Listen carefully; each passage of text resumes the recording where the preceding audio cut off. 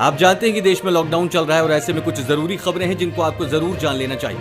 दोस्तों, लॉकडाउन के बाद आप कहां कहां जा सकते हैं, क्या क्या कर सकते हैं और रेल यात्रा, फ्लाइट सेवाएं और बस सेवा से जुड़ी हर बड़ी खबर हम आपको आज के वीडियो में देने वाले हैं। सबसे पहले तो एक बार चीनी बीमारी से संक्रमितों का आंकड़ा देख लेते हैं। देश में अब तक 1,65,799 लोग संक्रमित हुए हैं। इनमें से 89,987 का इलाज चल रहा है। 71,105 ठीक हो चुके हैं और जैसे जैसे मैं आपको बता रहा हूं ये आंकड़े और भी बढ़ रहे होंगे। इसी के साथ दोस्तों, आज की बड़ी खबरों में आप देखेंगे लॉकडाउन के खत्म होते ही 1 जून से आपकी जिंदगी में होने जा रहे हैं ये 5 बड़े बदलाव, जान लें। और प्राइवेट और सरकारी 12वीं तक सबकी स्कूल फीस होगी माफ। आगे देखेंगे तेजी से फैल रहा है टिड्डियों का आतंक, हेलीकॉप्टर से छिड़काव करने का प्लान बना रही है सरकार। साथ ही 1 जून से चलने वाली इंडियन रेलवेज की 200 स्पेशल ट्रेनों का इन स्टेशनों पर होगा ठहराव। यहां देखिए पूरी लिस्ट। दोस्तों, हर खबर को विस्तार से जानने के लिए वीडियो देखते रहिए। ये सारी खबर आपके लिए बेहद जरूरी है।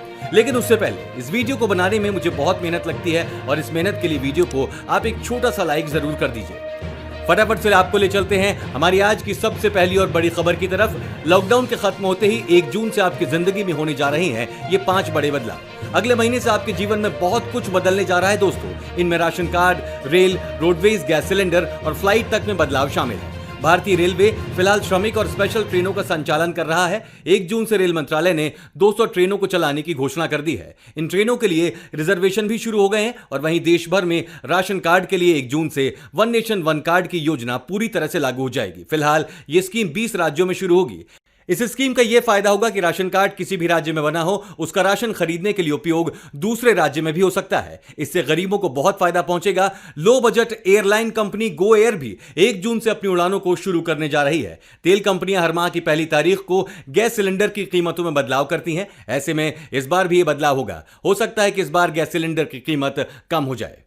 प्राइवेट और सरकारी 12वीं तक सबकी स्कूल फीस होगी माफ। जी हां दोस्तों, हाईकोर्ट की लखनऊ खंडपीठ ने महामारी की वजह से जारी लॉकडाउन के समय 12वीं तक के विद्यार्थियों की पूरी फीस माफ किए जाने के आग्रह वाली जनहित याचिका पर राज्य सरकार समेत अन्य अफसरों से जवाब तलब किया है। कोर्ट ने इस मामले को समान मुद्दे पर दायर की गई अन्य याचिका के साथ जोड़कर एक साथ सुनवाई के लिए 18 जून को पेश करने के निर्देश दिए हैं। इस याचिका के तहत सरकार 12वीं तक के सभी छात्रों के लिए फीस को माफ करने के ऊपर जरूरी निर्देश और शायद सरकार लॉकडाउन में चलती मंदी को देख फीस को माफ भी कर सकती है।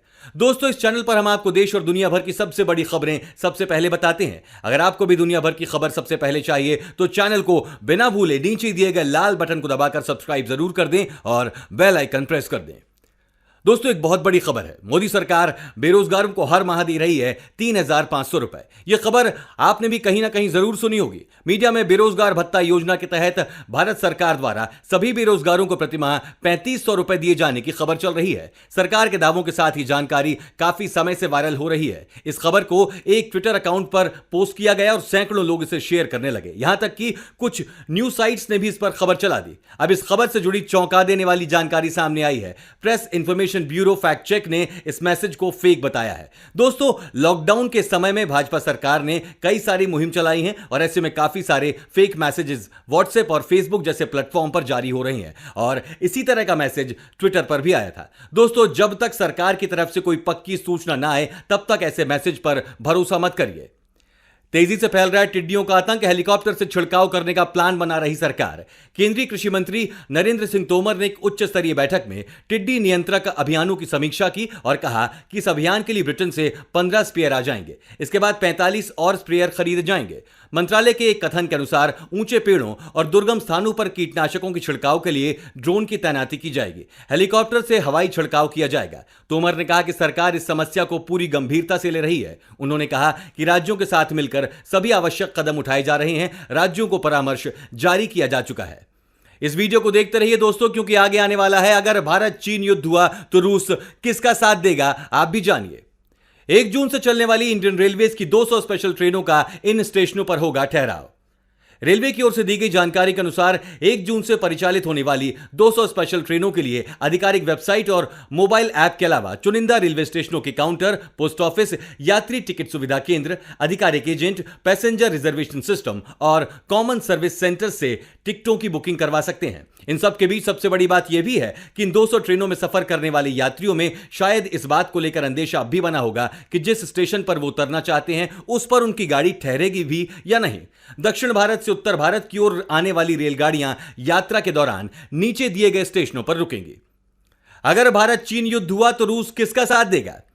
महामारी के समय में जहां एक तरफ सभी देशों के सामने आर्थिक और सामाजिक चुनौती पेश आ रही है, तो वहीं ऐसे समय में भी चीन अपने पड़ोसी देशों के साथ विवाद बढ़ाने से बाज नहीं आ रहा है। लेकिन भारत और चीन के बीच इस विवाद पर रूस का क्या रुख है, वो आप रूस की सरकारी मीडिया की रिपोर्टिंग देखकर भली भांति समझ सकते हैं। महामारी काल में सिर्फ रूस ही एकमात्र ऐसा देश है जो चीन की तरफदारी करता दिखाई दे रहा है। वहीं रूस के भारत के साथ भी बेहद गहरे संबंध है। हालांकि रशिया टुडे की एक रिपोर्ट के अनुसार चीन ने जिस क्षेत्र पर कब्जा जमाया है वो भारतीय भूमि है और चीन के दावों की ठीक उलट संपूर्ण लद्दाख क्षेत्र पर भारत शासन करने का वास्तविक अधिकारी है। रशिया टुडे की इस रिपोर्ट में इस बात पर भी सहमति जताई गई है कि भारत को अपने क्षेत्र में विकास पूरा करने का पूरा अधिकार है और चीन इसमें हस्तक्षेप करने वाला कोई नहीं होता। इससे स्पष्ट हो जाता है कि रूस के साथ साथ वहां की सरकारी मीडिया में भी भारत के पक्ष में ही रुख बनता दिखाई दे रहा है।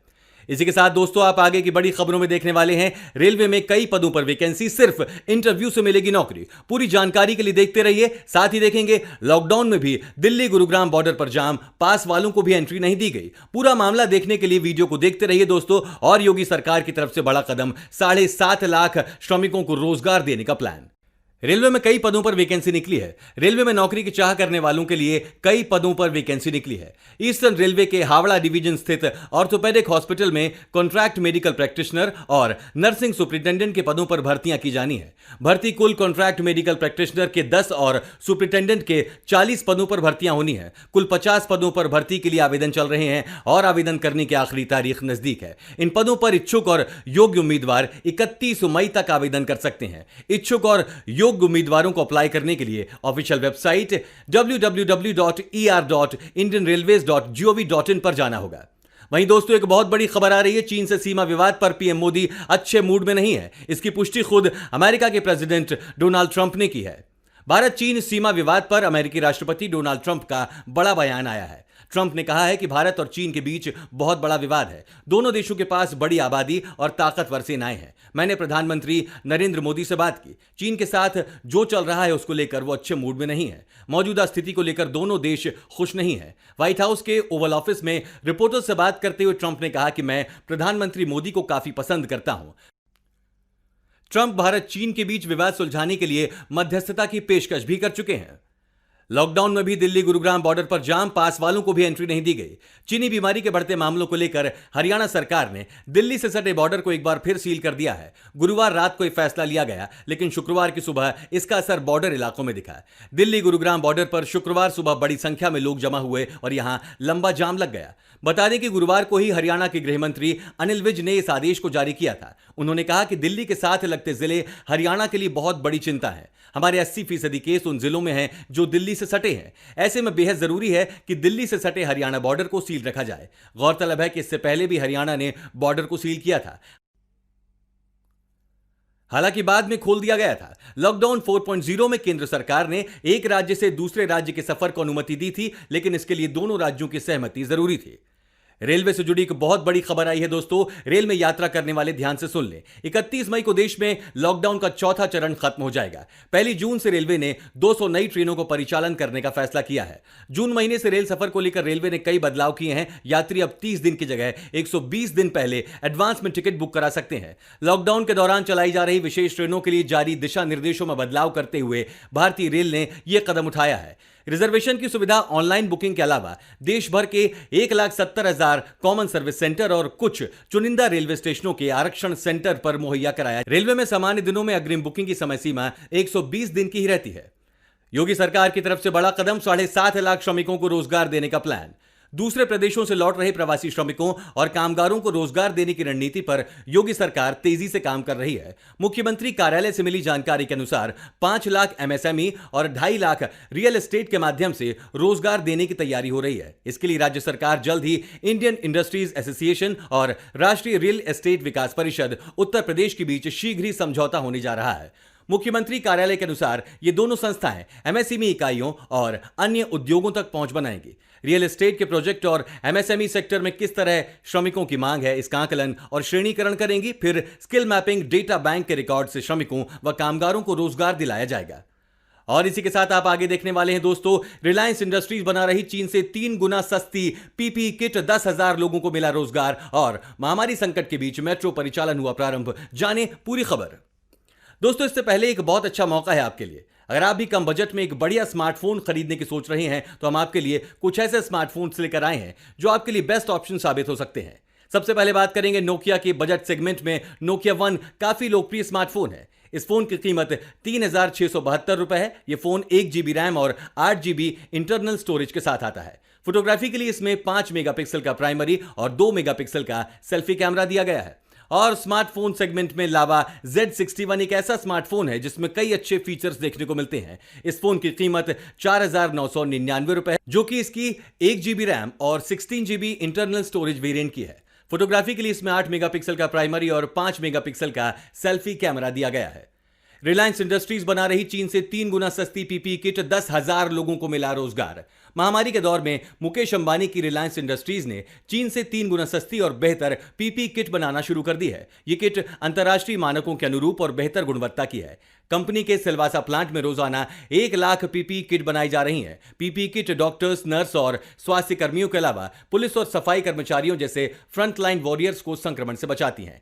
चीन से आयात की जा रही प्रति पीपीई किट की कीमत 2,000 रुपए से अधिक आती है। वहीं रिलायंस की इकाई आलोक इंडस्ट्रीज पीपीई किट मात्र 650 रुपए में तैयार कर रही है। इसके अलावा टेस्टिंग किट के क्षेत्र में भी रिलायंस इंडस्ट्रीज ने स्वदेशी तकनीक विकसित की है। ये आलोक इंडस्ट्रीज में पीपीई बनाई जा रही हैं। आलोक इंडस्ट्रीज को हाल ही में रिलायंस इंडस्ट्रीज ने खरीद लिया है। आलोक इंडस्ट्रीज की सभी सुविधाओं का इस्तेमाल फिलहाल पीपीई किट बनाने में हो रहा है। वहीं 10,000 से अधिक लोग आलोक इंडस्ट्रीज में पीपीई बनाने के काम में जुटे हैं। देश के 40 करोड़ श्रमिकों के पास सीधे पहुंचेगी सरकारी मदद, पीएमओ बना रहा है यह खास नीति। दोस्तों, केंद्र और राज्य सरकार किसी के पास यह जानकारी नहीं थी कि कहां पर कितने मजदूर काम करते हैं। पता चला कि 48 करोड़ मजदूर हैं, लेकिन उनमें से 40 करोड़ ऐसे हैं जिनका कहीं कोई पंजीकरण ही नहीं है। मतलब सरकार उन्हें राहत राशि या दूसरी तरह की कोई आर्थिक मदद देना चाहे तो कैसे दे। अब प्रधानमंत्री कार्यालय ने इन मजदूरों की पहचान कर ली है। देश के किसी भी सेक्टर में काम करने वाले असंगठित श्रमिकों का डेटा तैयार किया जाएगा। यह डेटा केंद्रीय स्तर पर एकत्रित होगा, लेकिन इसे संबंधित राज्यों के साथ साझा करेंगे। इसका फायदा यह होगा कि भविष्य में किसी भी आपदा की स्थिति में केंद्र एवं राज्य सरकार सीधे इन श्रमिकों तक राहत राशि पहुंचा सकेगी। डेटाबेस तैयार होने के बाद हर एक श्रमिक को विशिष्ट पहचान नंबर प्रदान किया जाएगा। जब इन श्रमिकों का डेटा तैयार हो जाएगा तो उसके बाद कर्मचारी भविष्य निधि और कर्मचारी राज्य बीमा योजना का लाभ इन्हें मिल सकेगा। महामारी संकट के बीच मेट्रो परिचालन हुआ प्रारंभ। लॉकडाउन के बाद एक बार फिर चलने के लिए मेट्रो ने अपने स्तर पर तैयारी प्रारंभ कर दी है। मेट्रो के सभी कर्मचारियों को ड्यूटी पर बुला लिया गया है। उन्हें नई परिस्थितियों में मेट्रो परिचालन के लिए तैयार किया जा रहा है। साथ ही ट्रेन का सुबह शाम परिचालन कर सिग्नलिंग सिस्टम से लेकर ट्रैक तक की जानकारी और जांच की जा रही है, जिससे जब परिचालन प्रारंभ हो तो उसमें किसी भी तरह की कोई खामी न रहे। ट्रायल रन के दौरान इसका ध्यान रखा जा रहा है कि कहीं खराबी आती है तो उसे तुरंत सही किया जाए। लॉकडाउन में पिछले 2 माह से मेट्रो रेल पूरी तरह से बंद है। नए प्रस्तावों के प्रावधानों के मुताबिक फेस मास्क पहने बिना मेट्रो या स्टेशन में प्रवेश करने पर पूरी तरह से रोक लगाई जा सकती है। इतना ही नहीं, यात्रा के दौरान फेस मास्क उतारने पर भी यात्रियों पर जुर्माना लगाया जा सकता है। मेट्रो कर्मचारियों को चालान का अधिकार मिले, इसलिए एक्ट में परिवर्तन किया जा सकता है। और आज की आखिरी खबर में दोस्तों, 955 विदेशी जमातियों के लिए हाईकोर्ट का बड़ा आदेश है। दिल्ली हाईकोर्ट ने निजामुद्दीन मरकज मामले में आपराधिक मामलों का सामना कर रहे 955 विदेशी जमातियों को 9 अलग अलग जगहों पर शिफ्ट करने का आदेश दिया है। हाईकोर्ट ने अपने आदेश में कहा कि इन जमातियों के खाने और रोजमर्रा की जरूरतों को पूरा करने की जिम्मेदारी तबलीगी जमात की होगी। यही नहीं, ये विदेशी जमाती जिन जगहों पर रखे जाएंगे वहां से बिना इजाजत कहीं और नहीं जा सकते। बता दें कि अभी ये जमाती दिल्ली के अलग अलग क्वारंटाइन सेंटर्स में रह रही हैं।